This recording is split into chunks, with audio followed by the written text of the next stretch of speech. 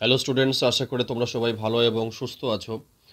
আজকের তোমাদের আমি শেখাবো কিভাবে রিপোর্ট লিখতে হয়, অর্থাৎ কিভাবে প্রতিবেদন লিখতে হয়। সেটা তোমাদের আজকে শেখাবো। দেখো, রিপোর্ট লেখার বেশ কিছু নিয়ম রয়েছে। কিভাবে তোমরা রিপোর্টটিকে সাজাবে বা কিভাবে তোমরা সেটাকে সুন্দরভাবে পরিবেশন করবে তোমাদের পরীক্ষার খাতায়, তার বেশ কয়েকটি নিয়ম রয়েছে। দেখো, আমি তোমাদের প্রত্যেকটি নিয়ম খাতায় আমি লিখে দিয়েছি। দেখো, 1 নম্বর পয়েন্টে কি বলা হয়েছে, the title or the heading of A report must be a catchy one. দেখো, রিপোর্ট লিখতে গেলে প্রথমে তোমাকে একটা টাইটেল দিতে হবে বা একটা হেডিং দিতে হবে। সেই হেডিংটা যেন খুব একটা ক্যাচি ওয়ান হয়, মানে খুব আকর্ষণীয় হয় এবং যেন একেবারে চোখে পড়ার মতো, দেখলেই যেন রিডার্স তার ভেতরের বিষয়বস্তু কি আছে সেই পড়ার ইচ্ছাটা জাগবে। অর্থাৎ টাইটেল সে যে রিপোর্ট হোক না কেন, কোনো অ্যাক্সিডেন্টাল রিপোর্ট হোক বা কোনো স্কুল ওরিয়েন্টেড, স্কুল কেন্দ্রিক যদি কোনো কিছু রিপোর্ট হয়, যাই রিপোর্ট হোক না কেন, টাইটেলটা কিন্তু অবশ্যই হতে হবে ক্যাচি ওয়ান। খুব আকর্ষণীয় হবে বা চোখে পড়ার মতো তোমাকে টাইটেলটা কিন্তু হতে হবে। এটা গেল ফার্স্ট। টাইটেলটি লেখার পরে তারপরে দেখো তোমাদের বলে দেওয়া আছে, at the beginning or at the end the name of the person or agency should be clearly stated. দেখো, খাতার একেবারে ডান দিকে আমরা অনেক সময় লিখি যে বাই অমুক। দেখো, স্কুল কেন্দ্রিক কোনো কিছু রিপোর্ট হলে যে লিখছে, অর্থাৎ যে ছাত্র লিখছে তার নাম বাই ABC দাস বা বাই অমুক দাস। অর্থাৎ টাইটেলটা কিন্তু অবশ্যই লিখতে হবে।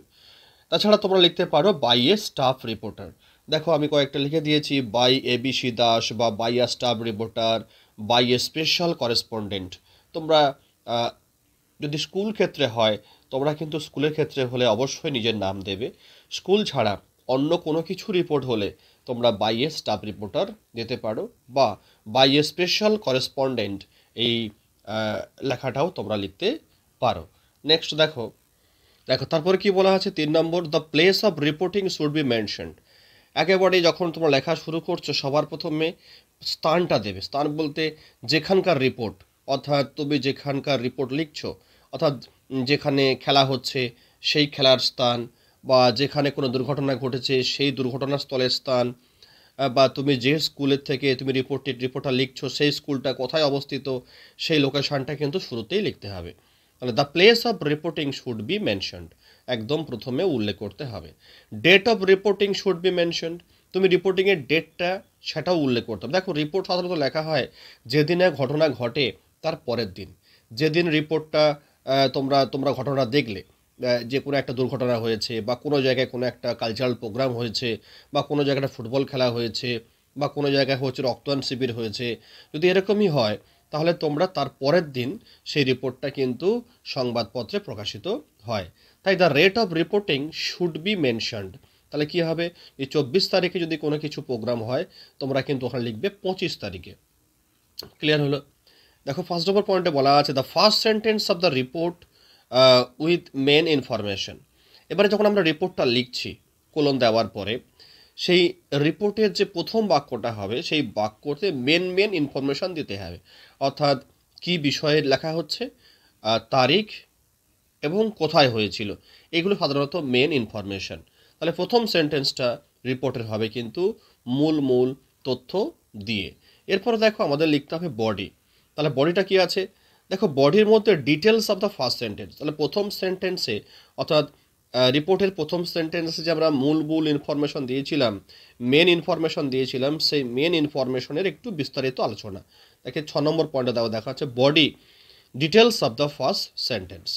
এবার দেখো, 7 নম্বর পয়েন্টে কি বলা আছে, reports should be written in past or present tense. দেখো, রিপোর্টটা তুমি যখন লিখবে তাহলে অবশ্যই করে সেটা পাস্ট টেন্সেই লিখবে বা প্রেজেন্ট টেন্সে লিখবে। অন্য কোনো সেন্টেন্স ব্যবহার করা যাবে না। রিপোর্ট বলতে কি, যা কিছু ঘটে যায় সেই ঘটনার কিন্তু বিবরণ রিপোর্টে উল্লেখ থাকে। তাই সাধারণত এটা পাস্ট টেন্সেই লেখা হয়। আবার অনেকে প্রেজেন্ট টেন্সও ব্যবহার করে। হ্যাঁ, তাই তোমরা মূলত তোমরা পাস্ট টেন্স কিন্তু ব্যবহার করবে। দেখো, একটা স্যাম্পল রিপোর্ট আমি তোমাদের এটা লিখে দিয়েছি। এই রিপোর্ট দেখে তোমরা বাকি রিপোর্টগুলো কিন্তু এইভাবে সাজাতে পারবে। দেখো, বলা আছে, write a report in about 100 ওয়ার্ডস 100 শব্দের মধ্যে রিপোর্ট লেখো। On a friendly football match, একটা প্রীতি ফুটবল ম্যাচ অনুষ্ঠিত হয়েছিল হেল্ড ইন ইয়োর লোকালিটি, তোমার এলাকায়। সেই রিপোর্টটা লিখবে নিম্নলিখিত যে পয়েন্টগুলো দেওয়া আছে ইউজিং দ্য ফলোয়িং পয়েন্টস। দেখো date, time and venue, actually এটা হচ্ছে ওই যে main sentence with main information, ওর মাঝখানে এই ডেট, টাইম অ্যান্ড ভেন্যু এই তিনটে পয়েন্ট কিন্তু উল্লেখ থাকবে।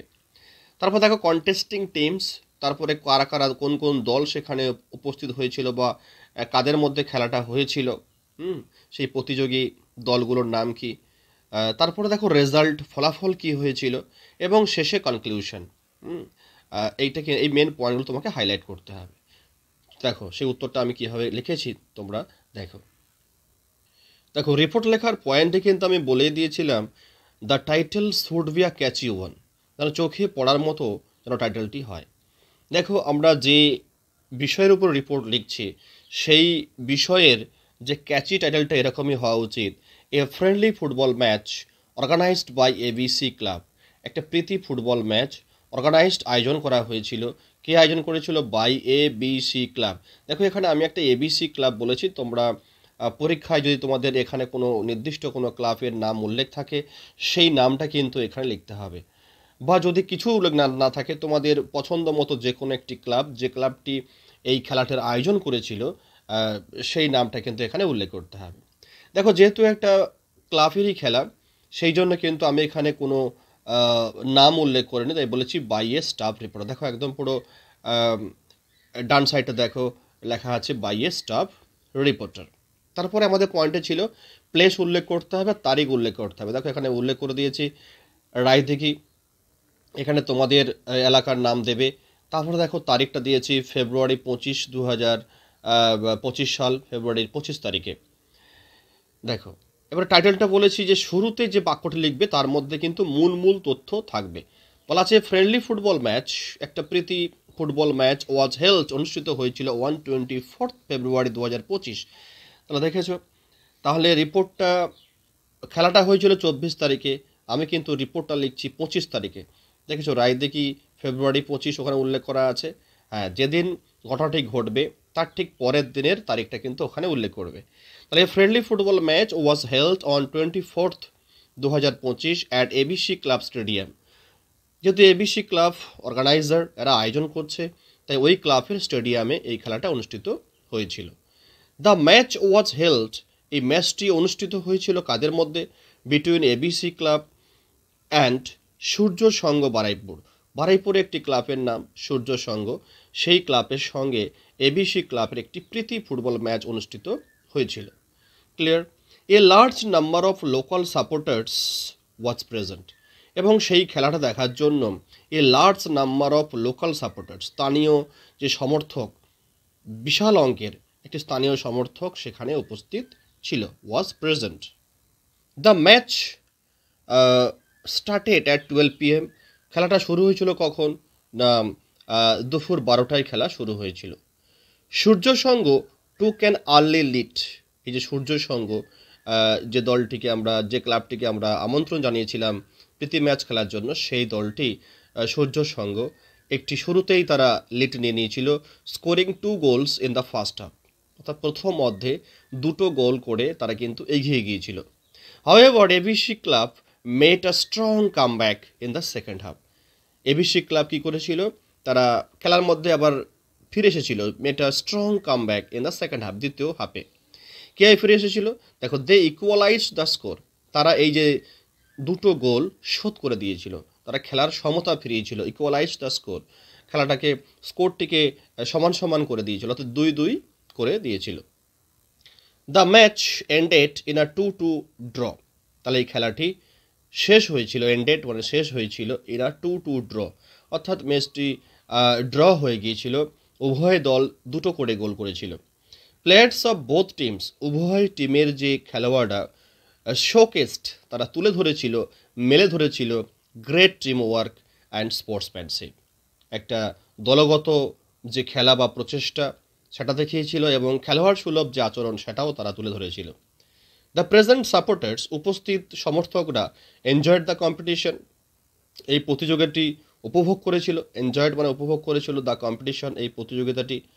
The event successfully promoted. আর এই যে ইভেন্টটা হলো, এই যে প্রীতি ম্যাচ হলো, এটা সফলভাবে প্রমোট করেছিল কি লোকাল ট্যালেন্ট, মানে এই যে এবিসি ক্লাব, ওই ক্লাবে যে সমস্ত ছেলেরা খেলে, তাদের যে ট্যালেন্টটা এলাকার মানুষ দেখতে পেলো যে এরা কত সুন্দরভাবে ফুটবল খেলেছে। ফলে এইভাবে লোকাল ট্যালেন্টকে প্রমোট করা হলো। অ্যান্ড স্ট্রেংথেন কমিউনিটি টাইজ, এবং আরও সুদৃঢ় হলো, কি হলো না সাম্প্রদায়িক যে প্রীতি বা বন্ধন, সেটা কিন্তু আরও সুদৃঢ় হলো, কারণ সেখানে সমস্ত ধর্মের মানুষ, সমস্ত সম্প্রদায়ের মানুষ সেই খেলা কিন্তু দেখতে এসেছিল। তাই একটা হচ্ছে পরস্পরের মধ্যে যে সাম্প্রদায়িক সম্প্রীতি, সেটাও সৃষ্টি হয়েছিল। অর্থাৎ তোমরা এই ফরম্যাটটি ব্যবহার করে তোমরা যে ধরনের যে কিছু রিপোর্ট তোমরা কিন্তু লিখতেই পারবে।